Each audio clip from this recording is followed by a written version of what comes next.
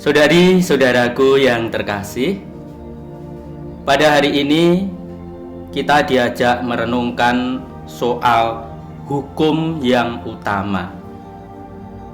Bacaan Injil diambil dari Injil Markus pasal 12 ayat 28b sampai 34. Ketika Yesus ditanya oleh seorang ahli Taurat soal hukum yang paling utama, Yesus menjawab demikian.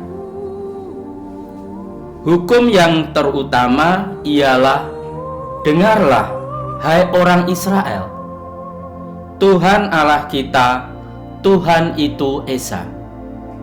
Kasihilah Tuhan Allahmu dengan segenap hatimu, dan dengan segenap jiwamu, dan dengan segenap akal budimu, dan dengan segenap kekuatanmu.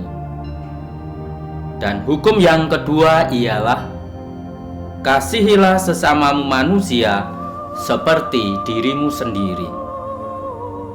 Tak ada hukum lain yang lebih utama daripada kedua hukum itu. Dengan jawaban itu kemudian ahli Taurat itu membenarkan, setuju, dan kagum akan jawaban Yesus.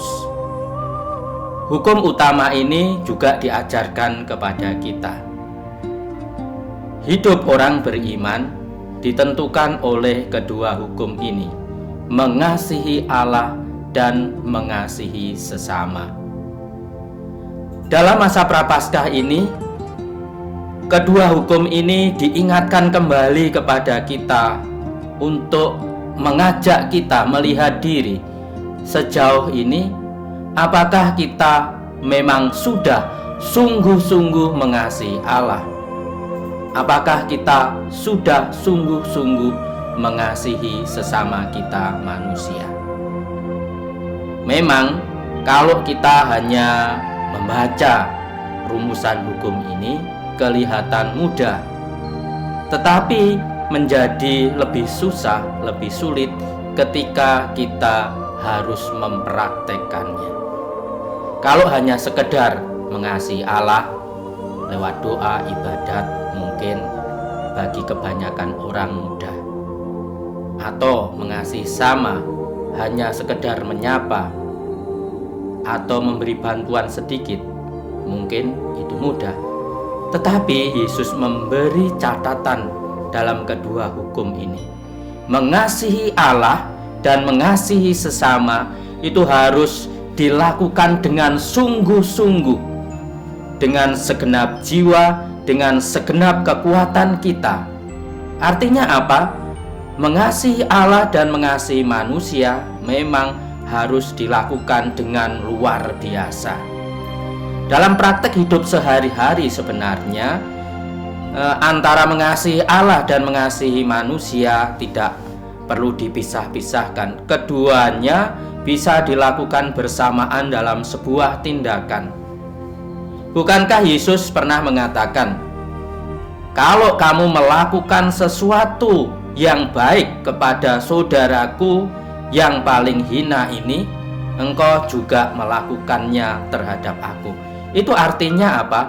Ketika kita dalam hidup sehari-hari sungguh-sungguh mengasihi sesama kita, lebih-lebih yang sangat membutuhkan bantuan kita, sangat membutuhkan perhatian, pertolongan, kita sungguh-sungguh juga mengasihi Allah lewat saudari-saudara kita yang seperti itu.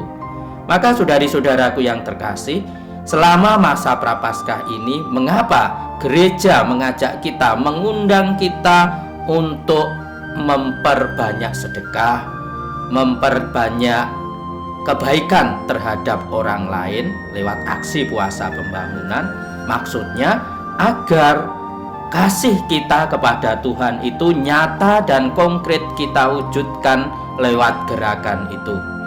Mari, mumpung ini masih dalam masa Prapaskah, kita membulatkan tekad lagi untuk mengasihi Allah dalam diri saudari-saudara kita yang membutuhkan lewat gerakan-gerakan kasih yang konkret yang bisa kita lakukan, entah itu secara personal di keluarga kita masing-masing, atau dalam konteks lingkungan di mana kita tinggal, atau dalam konteks seluruh paroki.